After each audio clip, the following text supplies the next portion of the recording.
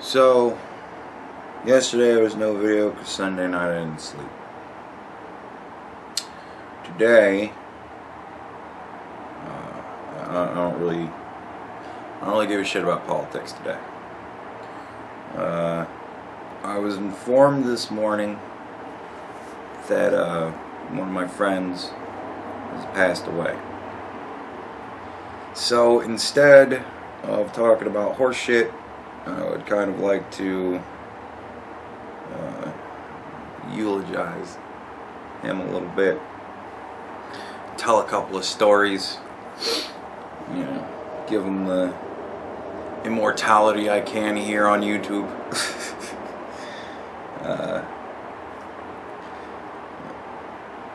To a lot of people, he was Jim. To some people, he was Johab the Destroyer. But to me, he's always going to be Skip It. Skip It Nimble Fingers. I met Skip It when I was 18. I honestly couldn't remember the first time I met him. I think it was at my sister's wedding. I don't know. I was pretty drunk.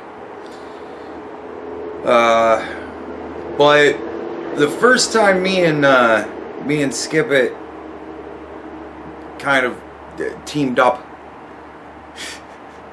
was my first year at Pensick.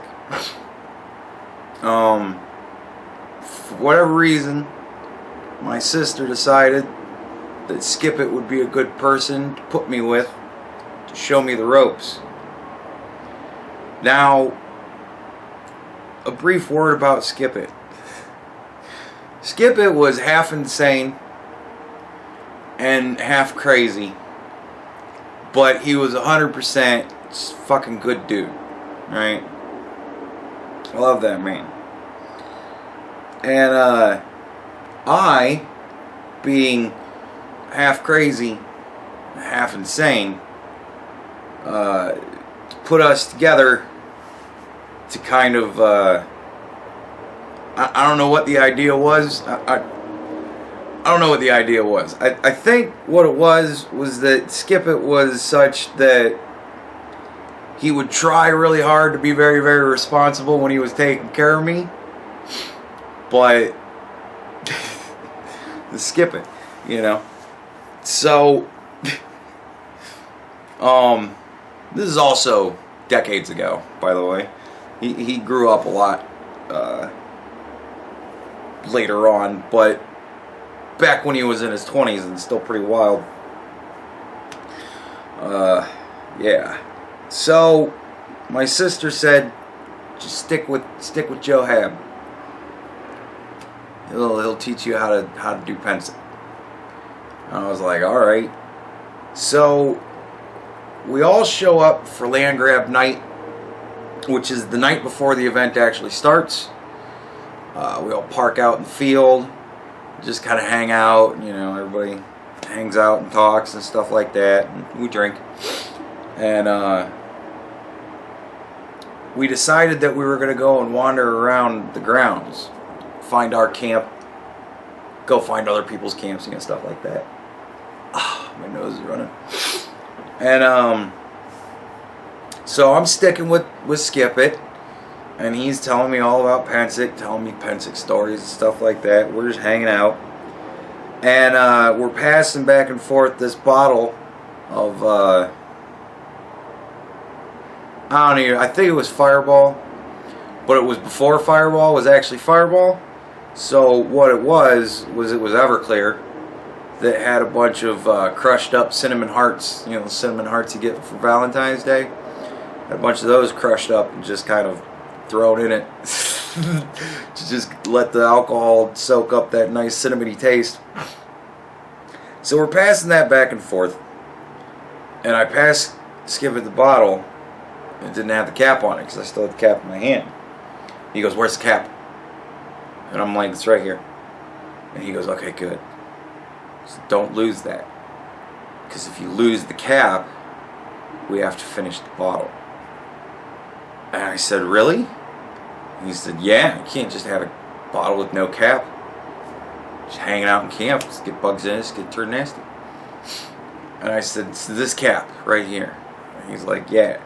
And I'm like, "Don't lose this." And he's like, "No." And I said, "Good." And he went, "We have to finish this whole bottle now." And I said, "It's really good. I like cinnamon." And he said, "Dude, it's Everclear." And I was like, "All right." So we finished the bottle. Somewhere around the time of finishing the bottle, I kind of lost track of Skip It. Now, God has cursed me with a part of my brain that's supposed to make me go to sleep, and it doesn't work. So I don't drink and then pass out. It's never happened to me. I've drank and then gone to sleep. It's very different. But Skip It was the type that would pass out. God's put that part of his brain very much working. So at some point we all kind of lost track of Skip It and my brother-in-law, Og, not his real name. And we all kind of stopped to take a head count, because you do that periodically when you got a whole bunch of drunk people walking around. And we had noticed that we were down those 2 soldiers. We had no idea where the fuck they were. My sister looks at me and I'm like, I was like, me and Skip finished that bottle and I lost track of them.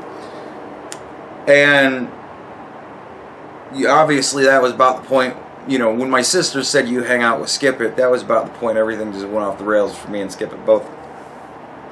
So after a while of trying to decide whether or not we're going to go back and just go all the way back to the cars, and try and pick them up on the way or whatever, figuring out what we're going to do, here comes Og walking up out of the night. And we're like, "Where's Skip It?" And he goes, "He's passed out in the middle of the road back there." And we're like, why did you just leave him passed out in the middle of the road? And he said, "Well, I was carrying Skip It." And Skip It, after a point, looked up at me and said, "Hey, Og." And I said, "Yeah, Skip It." And he said, "You're an asshole." And so I thought to myself, why the fuck am I carrying Skip It? So he's back in the road back there. So we decide, well, we're not going to just leave Skip It in the road. So we went back, found Skip It.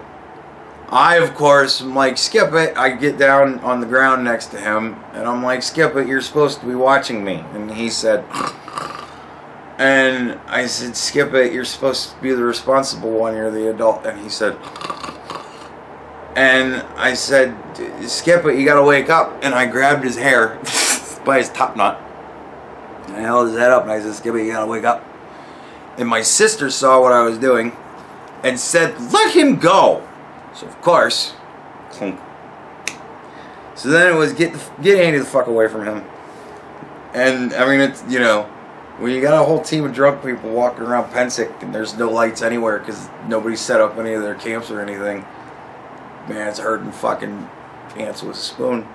So we decided that we were going to put Skip It in my sister's cloak, and we were going to take him back to our camp because it was closer than taking him all the way back to the cars. And we'll bundle him up in the cloak, he'll be fine. If we leave him on the ground will leach all the heat out of him and he'll be dead. So, take him back to camp. We left him on one of the picnic tables. We figured that way at least, people will steal all but one of our picnic tables. So, Joe Hab guarded the picnic table. And we all went back.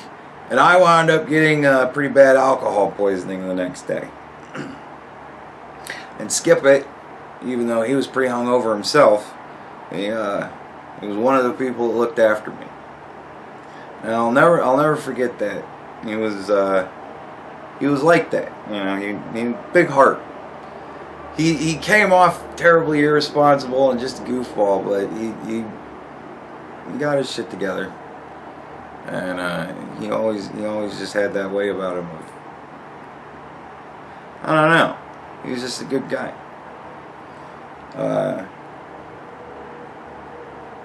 One of my other favorite skipping stories.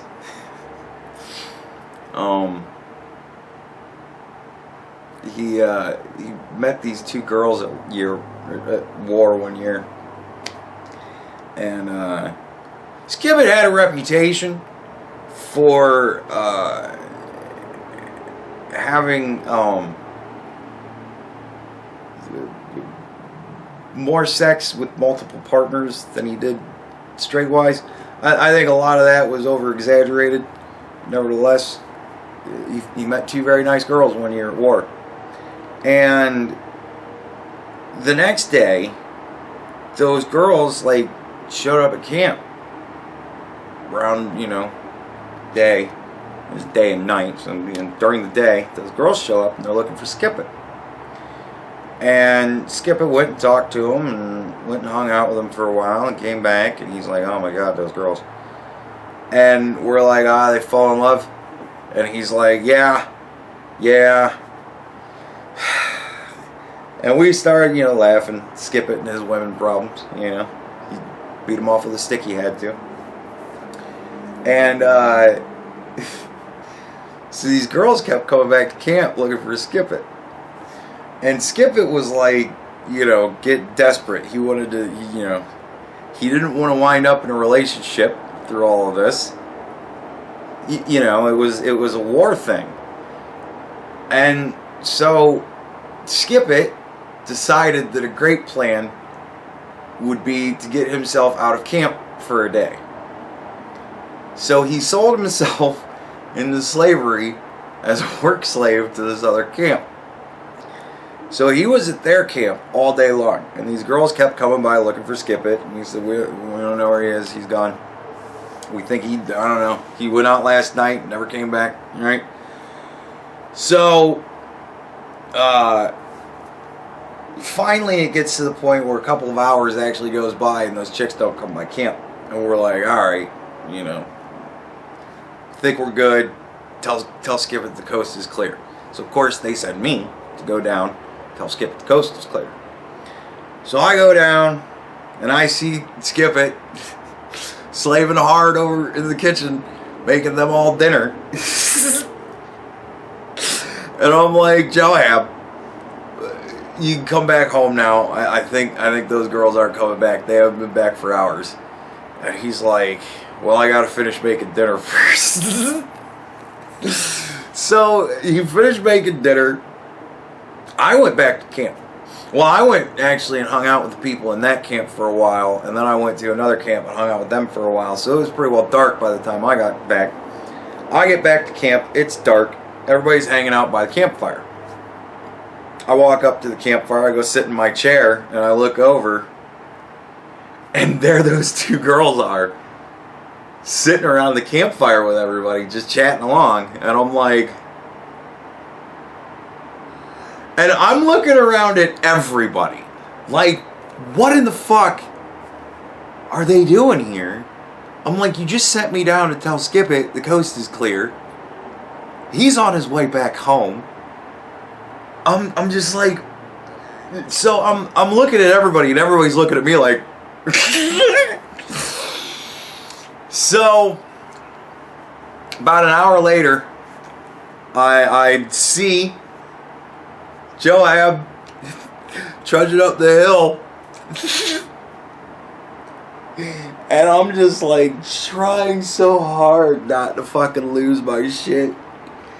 And here comes Joab, and he walks up to the campfire, and like he stands behind a couple of people, so he can't really be seen. All you can see is his eyes and his nose. And his eyes were fucking huge. He's like, oh my God, these bitches are still here. And he looks over at me, and I'm just like, dude, I don't know, man. Because he's looking at me like, you fucker. And I'm like, this is not me, man. I didn't do it. So I got up, and I'm like, well, I'm going to go back to the one camp you know, where I went and told Skip that the coast was clear. I'm like, I'm going to go head back there for a little while. And I, you know, went and I kind of grabbed Skip it. And I'm like, you come with me. And he's like, nah, man, I just gotta fucking deal with this shit. And I'm like, can't run. They haven't seen you yet. I'm like, you know, and he's like, no, I gotta deal with it. So, you know, he went and did his thing. Yeah, that fucking guy, man. Skip it. Like, you know, I have a lot of different groups of friends, and that group of friends is fairly large. There's a lot of people in the household. A lot of them I like, you know. Very, very few of them I don't like. And very, very few of them I would consider to be like a best friend. And Skip It was definitely one of my best friends. And I'm gonna miss him. Thank you for listening. Of my friend, I can only say this.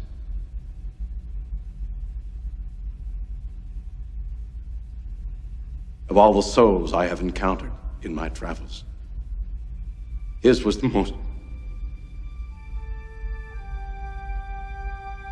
human.